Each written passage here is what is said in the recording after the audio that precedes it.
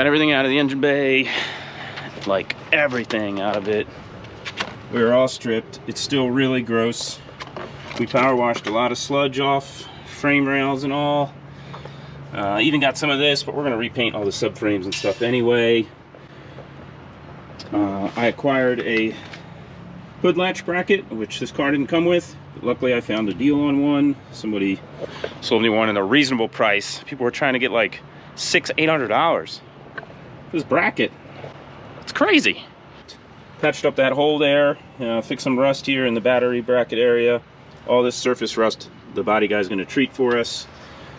Excited to get the engine bay painted and clean the engine up, get it back in there, start making this engine bay something worth looking at. All right, so while the engine bay is getting painted at our buddy Nate's shop, we started working on the engine a little bit.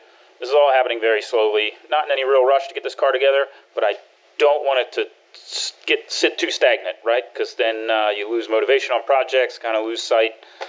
So we cleaned this pan all up and then modified it for this least spec sump extension, which is an awesome upgrade. We do these maybe not as often as I'd like to, because I do think that these engines really do benefit from the extra capacity. It's substantial. Yes, you can still get the diff cover out and service the diff. It's just a little more difficult. Chris did an excellent job of welding this thing together, inside and out, which is how we always do them. If you check older videos on our YouTube channel, I did a whole write-up on how to weld one of these things together if you are that savvy. If you're not that savvy, you can purchase the sump extension and the service from us. Just send us your oil pan, we'll take care of it for you. So this thing's all ready to go. Clean out a little more silicone and put the hardware back in, and we'll be able to bolt this thing to the engine.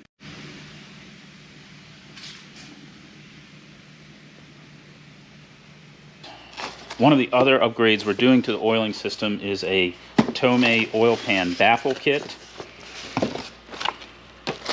This is another kind of must-have. As far as I'm concerned, if your pan is off, you really should put one of these in your car. Even if you're drag racing, really doesn't matter what kind of racing you're doing, but especially for circuit racing. And because we're hoping this car sees a little bit of all types of racing, we are 100% putting one in our cars. All stainless steel construction, has these little trap door baffle flaps, which is really nice, so that no matter which way you're going, it always keeps oil around the pickup.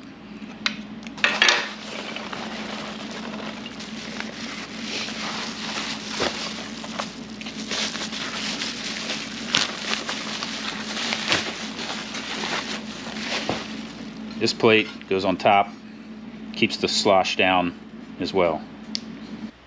One of the things that I didn't go over on the last video I made about the least spec oil sump extension was installing the Tomei baffle. I just kind of did like the weld on process and then I leak checked it. But one thing that they do ask that you do, which basically helps oil from getting trapped up in this back part of the oil pan, is to oversize these holes. So they look decently big from this side, right? But when you go to this side, they're tiny. I mean tiny. So they suggest that you open them up to 5 millimeters, and we're taking them to the standard equivalent, which is like 5.1 millimeters. I think it's 13/64.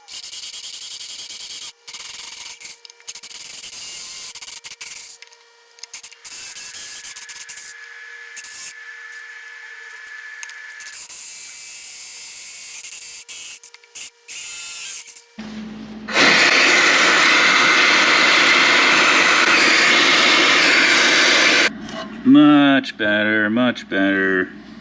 Bigger drain holes, more oil control back towards the sump. I'll get this thing back on the engine. Chris is getting the engine block all cleaned up. Gonna put this oil pan on.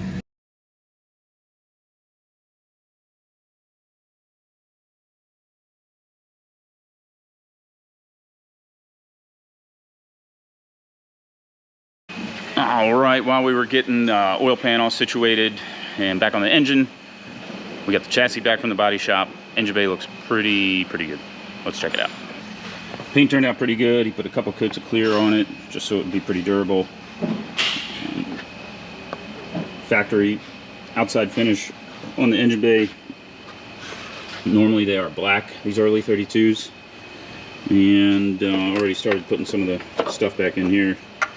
Fuse box, cleaning up some of the stuff, retaping some things, cleaning out some of the connectors and whatnot. Just trying to tidy things up. Finished up that hole there. Yeah, so looks pretty good. Nice shiny paint in the engine bay.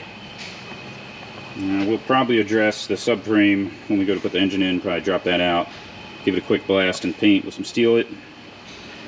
And we also, our intercooler showed up. This was made for us by CNR or PWR USA. Really nice tube and fin. So it's lightweight, flows really well, and also is not super expensive. Some of the Japanese brand intercoolers are like $1,000 or more. This one's right at like $900 retail. We have them on our site. They work really well. We put them on a couple other cars. They are made to order, so they take a couple weeks to get, but I think it's worth the wait. Another exciting addition to the engine is the new remade in the USA intake plenum. If you follow GTR stuff at all, you've seen these things before. They basically strip everything down, rebuild everything, recoat all of the brackets. You can choose what color zinc plating you want. He reseals the throttle bodies, new springs and plastics and everything. I chose a little more modern look, black springs, clear zinc, hardware. It's the same color hardware I chose for the oil pan when I did it, so that all matches really well. So this thing literally is like brand new. Chris here at the shop welded a Wiggins flange onto it for me. We also deleted the factory air intake temp bung, and Remade actually re-dimpled it to look factory. Pretty crazy. You would never know that this was used to be a bung here. He did compliment Chris on his complimented Chris. He's over there. Yeah, man. Complimented Chris on his bung deletion, and I think it turned out pretty damn good too. So yeah, we've got that on there. Engine is getting dressed very slowly. We have our R-Tech cast stainless turbo manifold on here. I'm a big fan of these things. They work really well. Very simple design. And we've been waiting on our turbo from Garrett. It's going to be G3770 and one of their new wastegates too. I'm thinking that'll be a good turbo for around 550 wheel or so, with a little room to breathe as well. Yeah, so pretty exciting. Not sure when that turbo is going to show up. It's back ordered, but I think the next step here is to finish dressing this engine with a couple more items. We're going to do the oil drain back on the back of the head, and then finish up the under intake manifold stuff, then put it back in the car, start plumbing it up.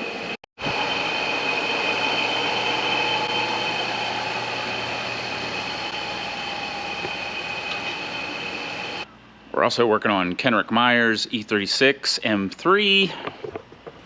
We were tasked with redoing his cooling system. He used to have window here with a couple like NACA ducts in it that drew air in, and it just wasn't working well enough. So we fabricated this duct here that's going to pull through the rear window. We redid all this sheet metal here, bead rolled it. Everything's sealed up now, everything's finished, painted up. And Chris made this really cool radius cornered inlet duct. We remounted his existing radiator and are doing some minor replumbing to it as well. The car's pretty cool. Got installed this Motion Raceworks bleed kit, and then we're bleeding that because it's got a rear mount radiator, we're just bleeding it back into this hose here. So stuff's already replumbed. I gotta hook some hoses up. We're gonna fill it with coolant, hopefully not have any issues there. If we do, we'll sort those out, and then we're gonna run it, and then gonna touch up some paint on the rear window, put the rear, we made them a new plastic rear window also.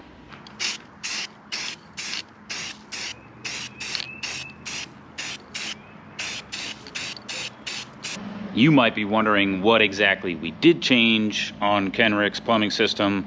Well, let's see here. Previously, there was, from the header tank stuff, was running from here all the way up under the car, all the way up to the water pump outlet. And instead of running that all the way up there, we're just running it to the bottom of the radiator there, you can't see. And then the bleed port here, there was one that ran from the engine all the way under the car back to here. We are just running one from the top of the tank, well, from the top corner of the radiator to the top of the tank. From our experience, that's all you really need. So we're simplifying the system and making it easier to work on and service as well.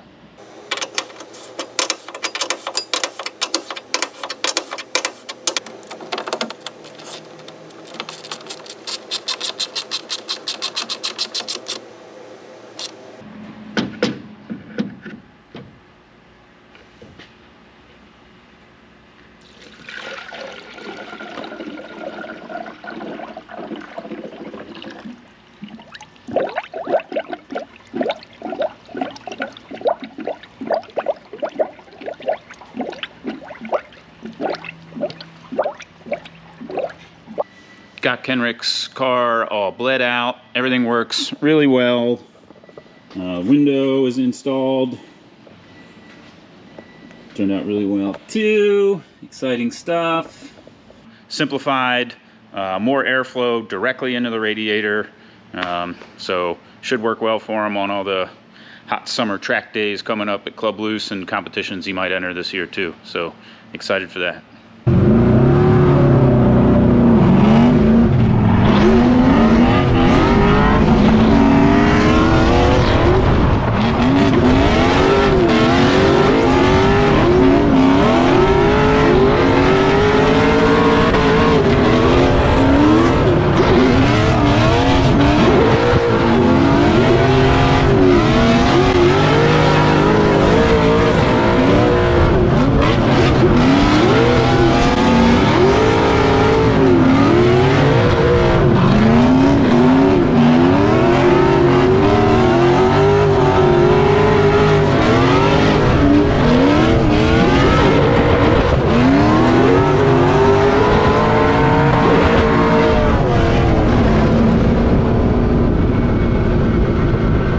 That's a wrap for this video. I don't think we're going to be working on Kenric's car anytime soon, as I think all his problems for the most part are solved that we can help him with. This GTR though, we do have a lot of work left to do to it, so we're going to be getting back to that soon. Stay tuned to the channel. Don't forget to subscribe. A lot of other cool projects coming up. Thanks for watching.